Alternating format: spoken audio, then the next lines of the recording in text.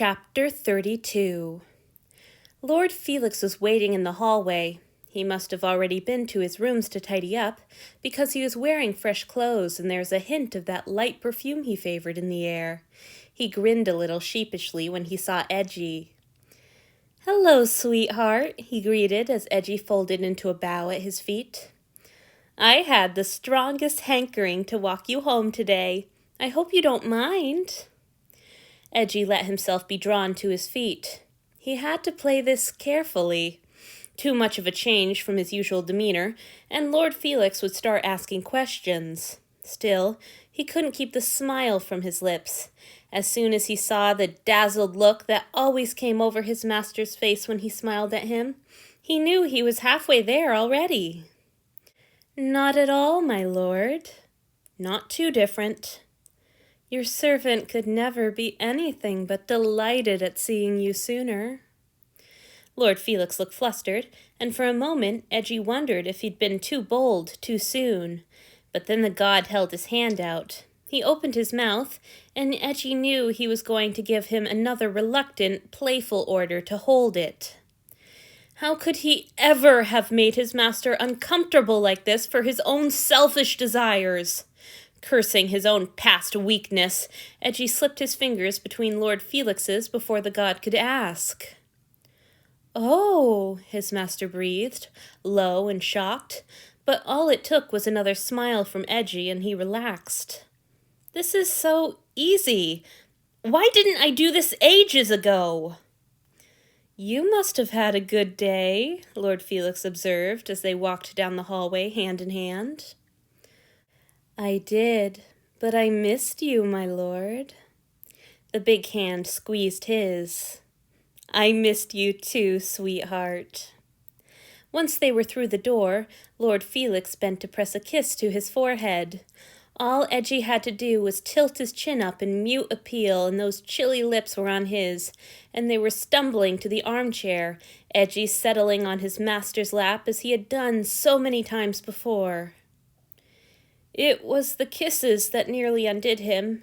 Lord Felix kissed him like he always did, slow and patient, moaning his name like a prayer, big hands gentle in his hair or cupping his face, as if Eiji were a treasure, and the god never needed more from him than this. When his master drew his lips over his fangs to protect Eiji's tongue, he nearly broke. For just a moment, he imagined clinging to Lord Felix and bursting into tears, imagined the relief it would be to kneel and speak the way he wanted and pretend that was enough. But it wasn't. Behaving and submitting as he yearned to do hadn't been enough for Lord Antony, and it wouldn't be enough for Lord Felix for long. Eiji shoved his momentary weakness aside and forced his own hands to begin wandering over his master's body, as he had never before dared to do. Lord Felix startled a little as Eiji's hand traced his broad shoulders, brushed down his rib cage, fluttered over his hips, then slid gingerly, daringly, over the very noticeable bulge at his groin. The god broke away from Eiji's insistent mouth to gasp, "Sorry! Sorry!" Some traitorous, cowardly part of Eiji had hoped to get through this without needing to speak. The daring actions were hard enough, but somehow the words were worse. But he knew what to say. It was just a matter of powering through his discomfort. He had a sudden memory of his least favorite of the intimate instructors at the temple. Usually, Eiji had enjoyed being trained for the god's pleasure, but there was one instructor with whom it was, for no reason he could distinguish, different. The man's touch had made his flesh crawl, and the high priest had noticed this and commanded that instructor be the one to train Eiji in the more painful and degrading services he might be called upon to render. It had been a lesson in shoving down discomfort and serving as he was meant to do, no matter his own unimportant feelings on the subject. If I could manage to do all that, I can damn well say some words. The lesson served Eiji well as he met his master's silver gaze. No, brown, dark brown. Why had he expected pale eyes? And whispered, Please don't be sorry. I want this. Lord Felix's eyes widened. What do you mean? What do you want? No discomfort. Push it down. You know the words. I want to be close to you, Eiji breathed, pressing forward so his own erection ground against the god's. I already feel so close to you, and I just want us to make each other feel good. I've been waiting for so long. Please, Felix. He couldn't repress a tiny shiver after his master's name left his lips. It felt just as sickening as he had feared it would. But his twinge of terror was swallowed up in a great rush of triumph as Lord Felix moaned, his eyes wide and dazed, and so full of joyous hope that Eiji knew at once that he had won. He met the god's disbelieving grin with a small smile of his own. The worst was over. Now they could get to the part he actually wanted. Oh, Eiji, Lord Felix whispered brokenly, surging forward to rain kisses on every inch of his face and neck. Gods, Eiji, I don't deserve you. Thank you. Oh, sweetheart, you precious, precious man. Eiji. Eiji felt a little twinge of guilt at the sight of his master's delight. Was he guilty because he'd withheld this happiness for so long for his own selfish desires? Or because his intentions right now weren't exactly what Lord Felix... No, that was ridiculous. His intentions were what they had always been, what his master knew them to be, to serve and please. He'd just found the most effective way to do that. That was all. He wondered what would happen next. Would Lord Felix put him on his knees? He would serve eagerly, of course. This was about pleasing his master and earning his place. Any chance to serve was a gift, and he would treat it as such. Even so, he couldn't help hoping that his master would take him to the bed and use his ass. He was almost sure that Lord Felix would be gentle and careful not to hurt him, and most of all, he was pent up and aroused, and he wanted a chance to ask to come too. I'd like to make you feel good. Lord Felix's lips brushed against Eiji's cheek as he spoke, seemingly unwilling or unable to pull himself away. May I do that? Are you sure it's what you want? Make me feel good? What does he mean? Lord Felix pulled back to search Eiji's face, and gods, he was actually crying, beaming at Eiji through a slow rain of tears. I knew it would make him happy, but this... Eiji nodded, barely trusting his voice, but managing to whisper, Yes, please. Lord Felix undid Eiji's robe with maddening slowness, but the kisses he pressed to every inch of revealed skin felt heated, urgent, almost frantic. The contrast made Eiji's head spin. Was his master desperate or unhurried? He had no idea. Lord Felix's skilled lips and tongue were making it very hard to think. When every tie was undone and the robe hung loose from his shoulders, Lord Felix looked at him again. Do you want me to continue, or is this enough for tonight?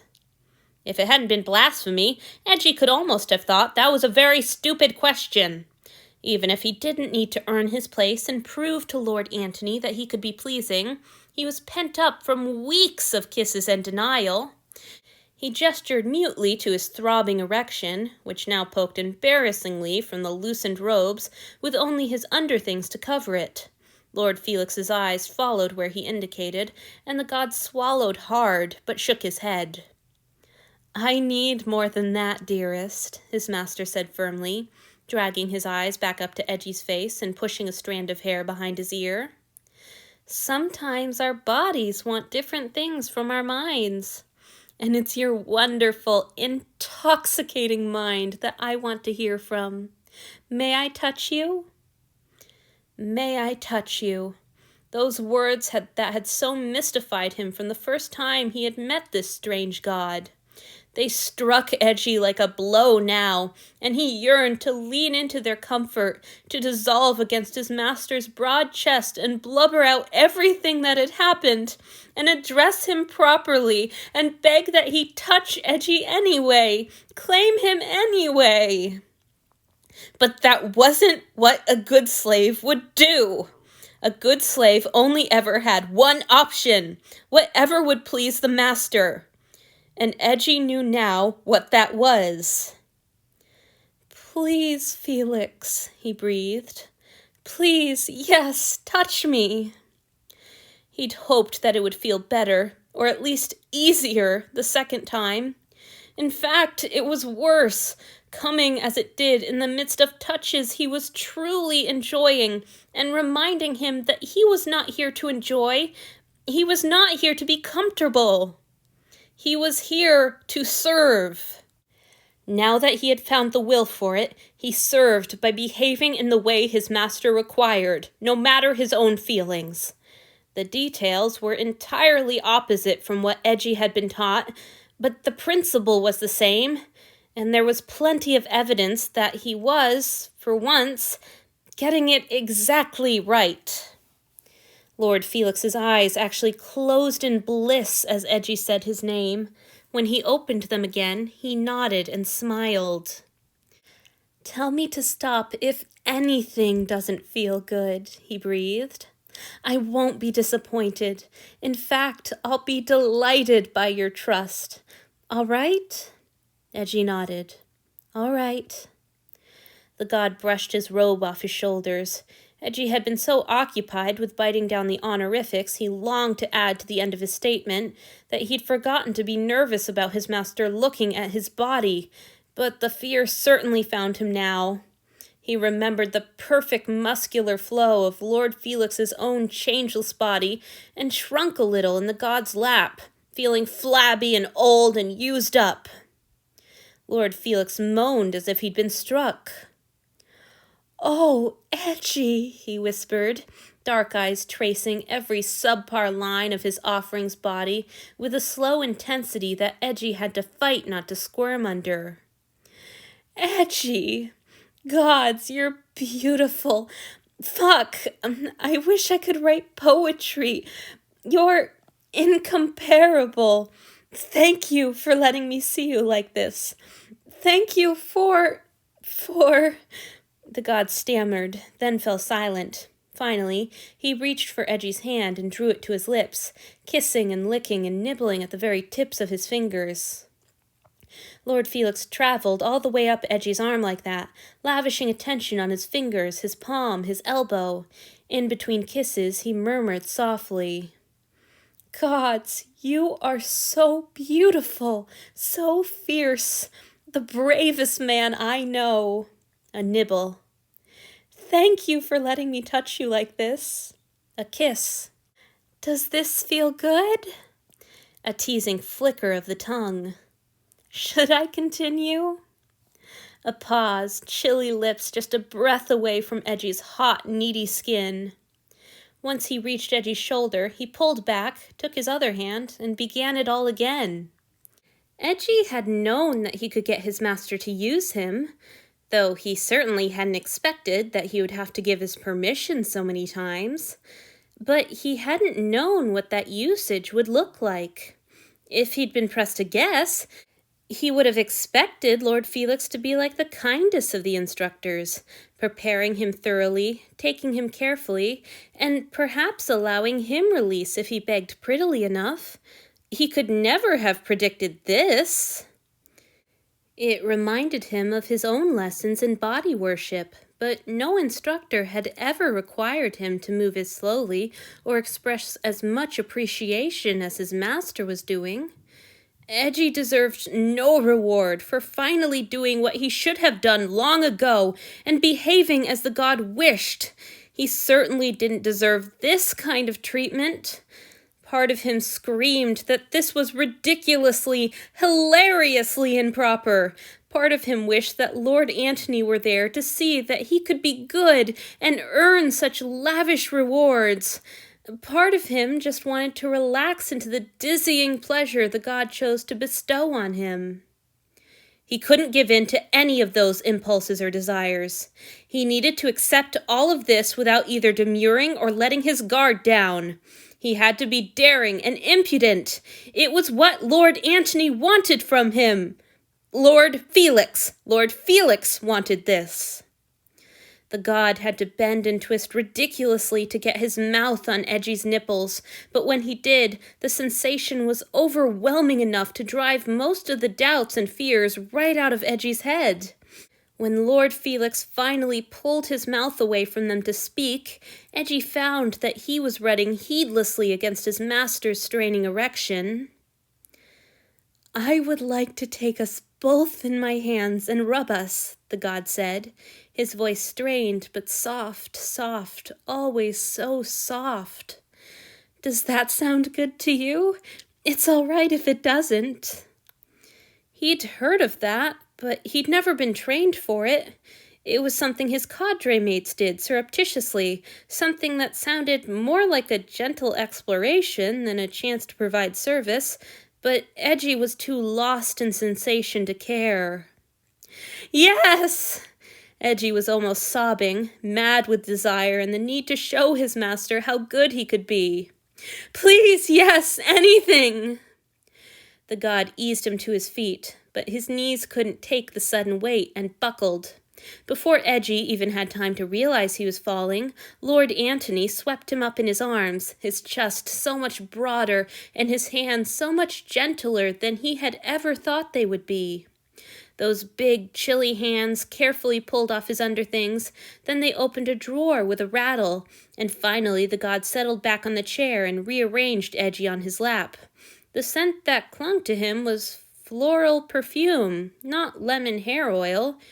And that was right, because this was Lord Felix, not Lord Antony. Why couldn't he keep things straight?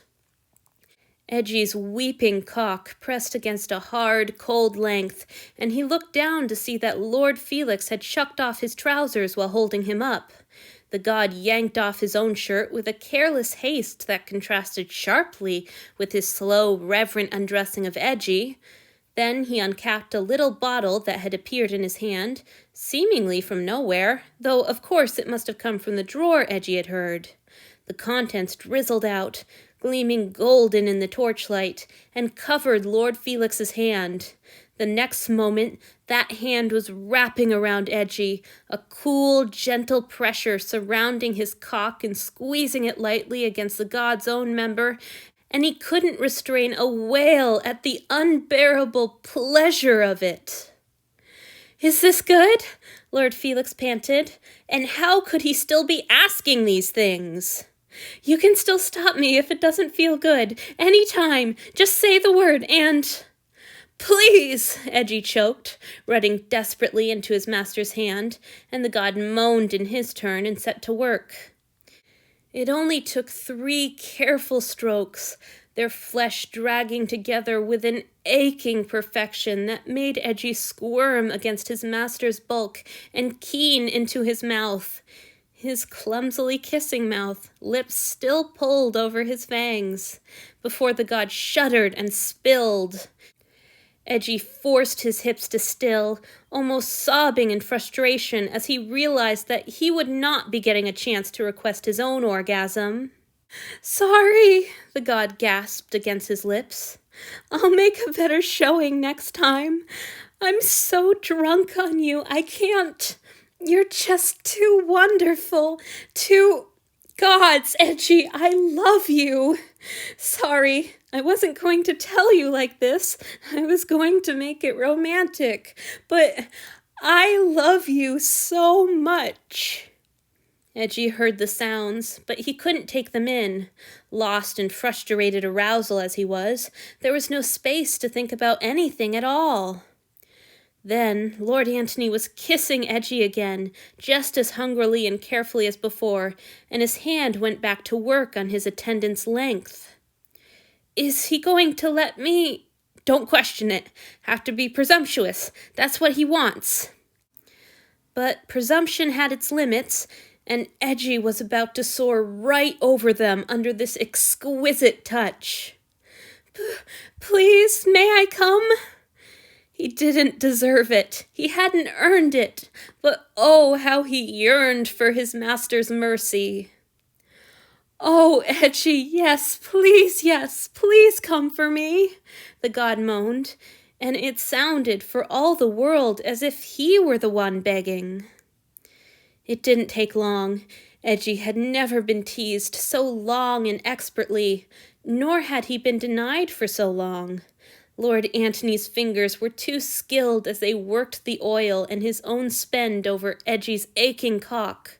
The touch was good, and he was good. He was good and worthy and pleasing his master, and he just had to keep doing what the god wanted, calling him by name. Eiji came harder than he had ever come before, pleasure exploding through him with such intensity that it felt almost violent. He writhed deliciously on the god's lap, whimpering his master's name as he rode the waves. He slumped forward, not daring to lean on his master as he longed to do, but unable to keep himself upright. After a moment of hesitation, a hand gently pulled him forward so he rested against the god's broad chest. "Easy." Lord Felix, of course it was Lord Felix, why was he in such a tangle? Murmured, his voice a little strange. "Just rest a moment. I've got you." Gratefully, Eiji leaned all his weight on his master's strong shoulder. His body thrummed with sated need, little sparks of pleasure fading into wrung-out contentment. But his mind wasn't as easily satisfied. The triumph he'd felt since he first realized he was going to get his master to use him felt small and petty now. Something about the gentleness of the usage, Lord Felix's rapturous declarations, Eji's own inability to keep his old and new masters straight. It had all ruined his victory. In the wake of the pleasure the god had so undeservedly lavished on him, there was only hollowness and, swelling to fill it, a slow, sick guilt. Even if he weren't my master and owed my total focus for that reason, he deserves it.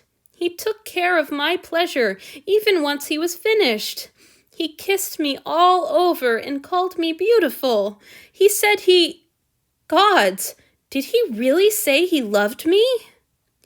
Eiji pulled back, shocked enough to risk disobedience for a look at Lord Felix's expression. Was he embarrassed at having said something foolish in the heat of passion? Or was he unconcerned, having meant it as no more than the affection someone might show a favored pet? Lord Felix met his gaze with a small, troubled smile. There was a strain around his eyes, and he seemed to be bracing for a blow. "Sweetheart," he began, and already Eiji felt a strange new distance, despite the fact that the god's arms were around him and their spent dicks were still brushing each other. "I promise you aren't in trouble. I just need to ask.